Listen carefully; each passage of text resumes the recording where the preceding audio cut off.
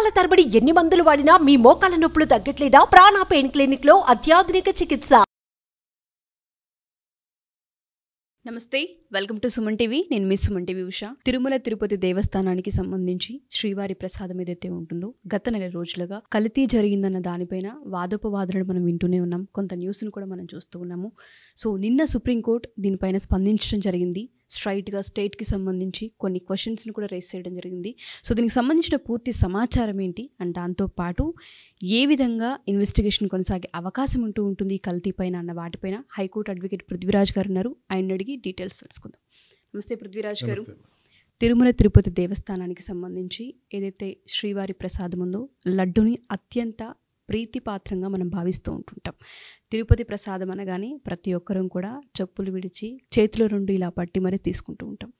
అంత పవిత్రంగా మనం భావిస్తూ ఉంటుంటాం. ఎప్పుడైతే ఈ ప్రసాదానికి సంబంధించి కల్తీ అన్న న్యూస్ బయటకు వచ్చిందో చాలా వాదోపవాదనలు మనం వింటూనే ఉన్నాము, చాలా న్యూస్ని మనం వింటూనే ఉన్నాం. సో నిన్న సుప్రీంకోర్టు స్పందించి స్ట్రైట్గా స్టేట్కే కొన్ని క్వశ్చన్స్ని సంధించారు. సో దీనికి సంబంధించిన పూర్తి సమాచారం ఏంటి, అసలు సుప్రీంకోర్టు స్పందించిన విధానం ఏంటి? సుప్రీంకోర్టు తీసుకున్న నిర్ణయాలు కావచ్చు, అడిగిన ప్రశ్నలు కావచ్చు, ఈ తిరుపతి లడ్డుకు సంబంధించినటువంటి అంశంలో మొదటి నుంచి కూడా ఒక రకమైనటువంటి భయాందోళనలతోటి, ఒక రకమైనటువంటి నిర్లిప్తత, ఒక రకమైనటువంటి ఇంత అన్యాయం జరుగుతుందా మా బాలాజీకి అనుకుని అటు కాశ్మీర్ నుంచి కన్యాకుమారి వరకు భక్తులందరూ కూడా ఒక రకమైనటువంటి ఆందోళన చెందటం జరుగుతుంది.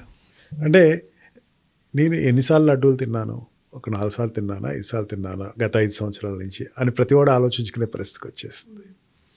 5 సార్లు నేను తిన్నాను అంటే 5 సార్లు నేను ఒక ఆవు సంబంధించినట్టే మనకు చాలా మన సెంటిమెంటల్ విషయం. గోవు కొవ్వు తిన్నాను, నేను ఒక పంది కొవ్వు తిన్నాను, నేను ఒక అన్న భావన ప్రతి వాడిలోనూ ఇక్కడికి వచ్చే లోపలిగా చొచ్చుకుపోయింది ఉషా. దీంట్లో అంటే కల్తీ జరగటం వేరు. కల్తీ అనేది ప్రతి చోట కల్తీ అని చెప్పచ్చు. ఈ రోజున కల్తీలో మనం మంచిది అనుకుంటే కష్టం అన్న పరిస్థితిలోకి వెళ్ళినప్పుడు అది పెద్ద ఆలోచించదగ్గర విషయం కాదు. కానీ కల్తీ ఎటువంటి కల్తీ జరిగింది? ఈ అడల్ట్రేషన్ ఆఫ్ ఫుడ్లో ఆవుకు సంబంధించినటువంటి కొవ్వు వాడారు, అదే రకంగా పంది కొవ్వు వాడారు అనేసరికి ఒక రకంగా ప్రతి వాళ్ళు ఒక భయాందోళన చెందారు. ఇది తిన్నందుకు మేము ఎంత పాపాత్ములు అయిపోయాం, మేము ప్రక్షాళన చేసుకోవాలా అని రాష్ట్ర ప్రభుత్వం కూడా ప్రక్షాళన చేసి అక్కడ ఉండేటువంటి డిప్యూటీ సీఎం గారు పవన్ కళ్యాణ్ గారు అండ్ సీఎం గారు యజ్ఞాలు చేసి యాగాలు చేసి దాన్ని ప్రక్షాళన చేయాలి అనే దాన్ని చూసి జనాలకు చాలా భీతి చెందే పరిస్థితి వచ్చేసింది.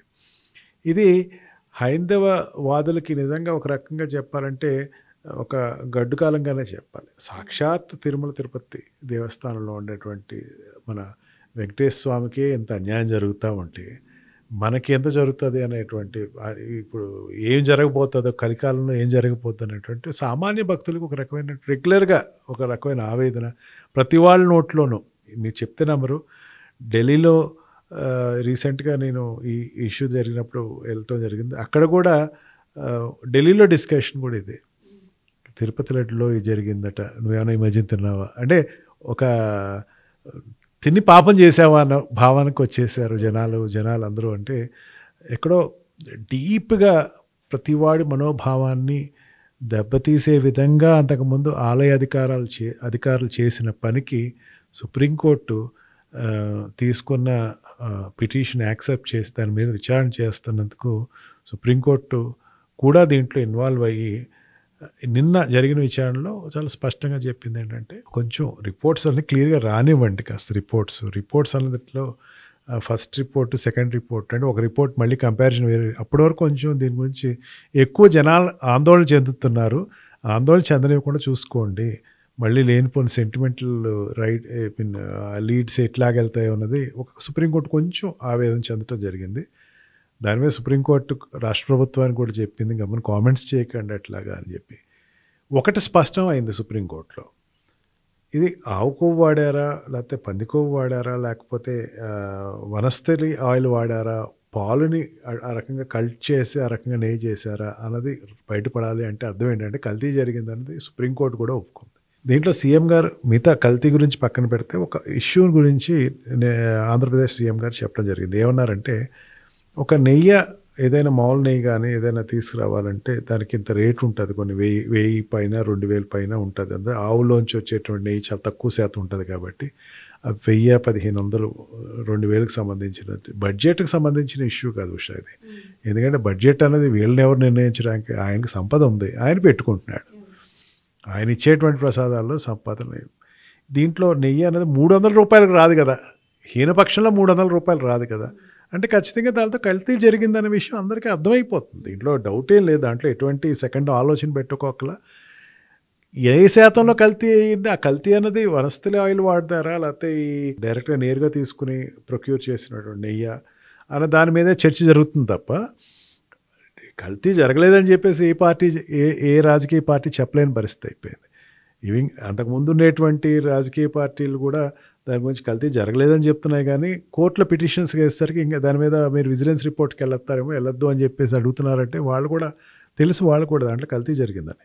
కాకపోతే హైప్ ఎక్కువైంది, తెలియకుండానే దీన్ని ఒక రాజకీయంగా చూస్తున్నారేమో అన్న కోణం ఇక్కడ కనపడుతుంది. దానికి సుప్రీంకోర్టు కొంచెం సీరియస్ అయింది. వద్దు, దీన్ని ఇంత రాజకీయం చేయకండి, దయచేసి ఆ బాలాజీని వెంకటేశ్వర స్వామిని మాత్రం ఈ రాజకీయాల్లోకి లాక్కురాకండి, మీ రాజకీయాలు మీరు చేసుకోండి, కానీ ఆయన దయచేసి ఇక్కడ తీసుకురాకండి. ఎందుకంటే ఆయన పనేది ఆయన చేసుకుంటున్నాడు, ఆయన ఏదో జనాల గురించి ఆలోచిస్తున్నాడు, ఆయన జనాల నుంచి కాస్త మంచి వాళ్ళకి ఏదో మంచి చేయాలన్న ఆలోచనతో ఉన్నారు. ఆయన అనవసరంగా దీంట్లో లాక్కురండి, పాలిటిక్స్లోకి ఈయన లాక్కు రావద్దని మాత్రం సుప్రీంకోర్టు చాలా గట్టిగానే చెప్పింది. ప్రీ హ్యాండ్గా పోస్ట్ హ్యాండ్గా కానీ ఈ ఎంక్వైరీ ఫస్ట్ టైం జరిగిన ఎంక్వైరీ మీదే కంక్లూషన్కి వస్తున్నారు, కాదు ఇంకో ఎంక్వైరీకి పంపించాలి, అక్కడ కూడా అది వస్తే అప్పుడు ఏదైనా ముందు రిపోర్ట్స్ రానివ్వండి, రిపోర్ట్స్ రాసి మీరు ఒక నివేదిక తీసుకురండి, ఆ నివేదికను బట్టి దాన్ని బట్టి ఆలోచన చేయండి, కానీ తొందరపడి ఒక మాటలు అనేసేయకండి. ఏదైనా చేసి ఉంటే తర్వాత మీరు మాట్లాడుకోండి, చాలా పెద్ద టైమే ఉంది ఇంకా. ఈ లోపల మీరు తొందరపడి ఒక మాట అంటే జనాలకి ఒక రాంగ్ మెసేజ్ వెళ్ళిపోతుంది. తిరుపతి ఆందోళన చెందుతారు, భక్తులందరూ ఆందోళన చెందుతారు. మా వెంకటేశ్వర స్వామికి ఏమైపోతుంది, మా దేవుడికి ఏమైపోతుంది, మా ఇలవేలకి ఏమైపోతుంది అన్న ఆందోళన చెందుతారని సుప్రీంకోర్టు అయితే చాలా స్పష్టంగా జరిగిందమ్మా. సో దీనికి సంబంధించి ఇంకా ఇన్వెస్టిగేషన్ విచారణ జరుగుతుంది కాబట్టి అది వచ్చేంత వరకు వెయిట్ చేయాలి. సో దీనికి సంబంధించి కల్తీ అసలు ఏం జరిగిందన్న విషయాలు అయితే బయటికి రావాల్సిన అవసరం ఉంది. మీరు అన్నట్టుగానే ఎవరైతే భక్తులు ఉంటూ ఉంటారో ఆందోళనకి దిగారనే చెప్పాలి, ఆందోళనకు గురయ్యారనే చెప్పాలి. ఇంకొంతమందిని మనం చూస్తే ఏదేమైనా దీనికి సంబంధించి పూర్తి వివరణ వచ్చే వరకు వెయిట్ చేద్దాం sir. Thank you sir, thank you so much.